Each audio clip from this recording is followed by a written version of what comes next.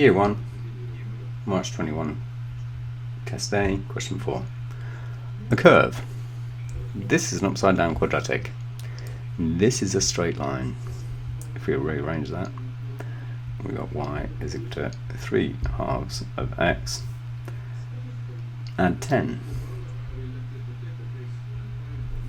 So we have, if we wanted to graph this, an upside down quadratic which goes through 9. So that would be, that coordinate there would be 0,9. We should understand that this is -3 and 3, 0, 0. So we've got coordinates that look like that.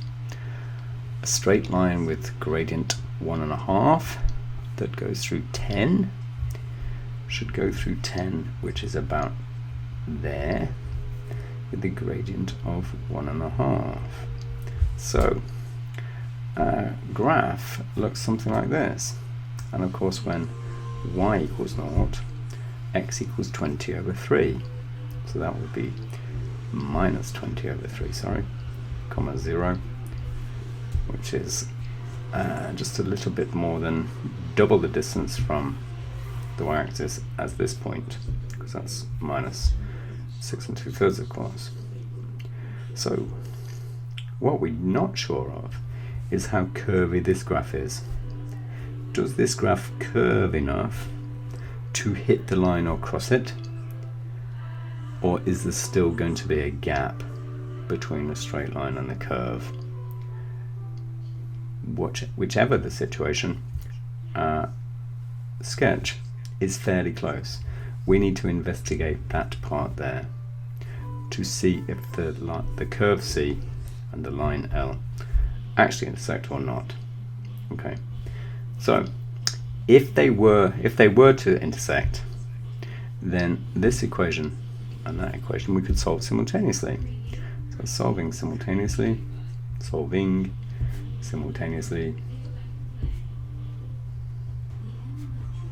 we get y is 9 minus x squared, but in this equation we've got 2 y's. So that's why I'm going to write 2 of those. Take away 3 x's, take away 20 is equal to 0. What have we done? We've substituted for this y into this second equation. Multiplying this bracket out, we've got 18, take away 2x squareds, take away 3x, take away 20 is equal to 0.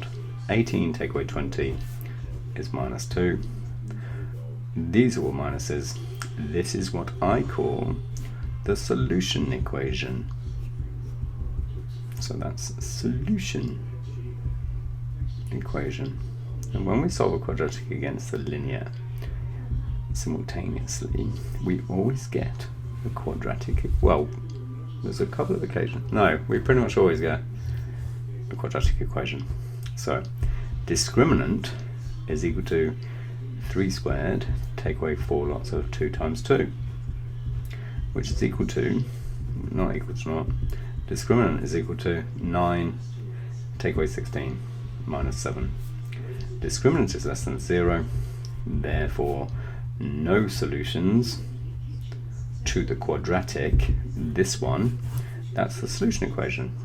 So that means there's no solutions to the simultaneous equations, which means, therefore, no intersections.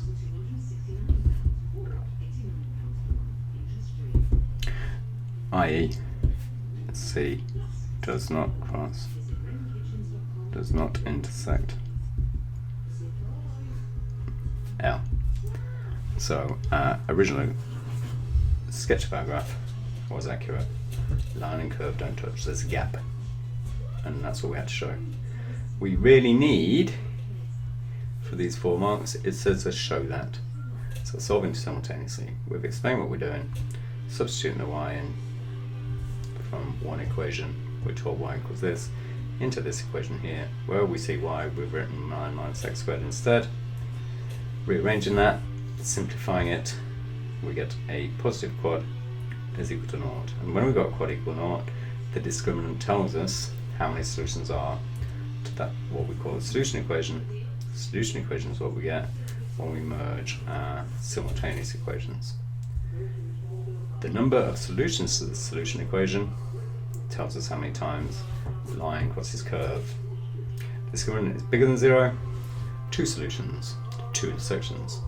Discriminant equals 0, 1 solution, 1 repeated one, so the line would be a tangent to curve.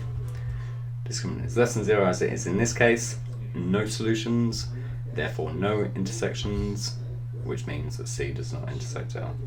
That's what we have to show, and we've done it with the correct number and the correct wording for our conclusions. Job done.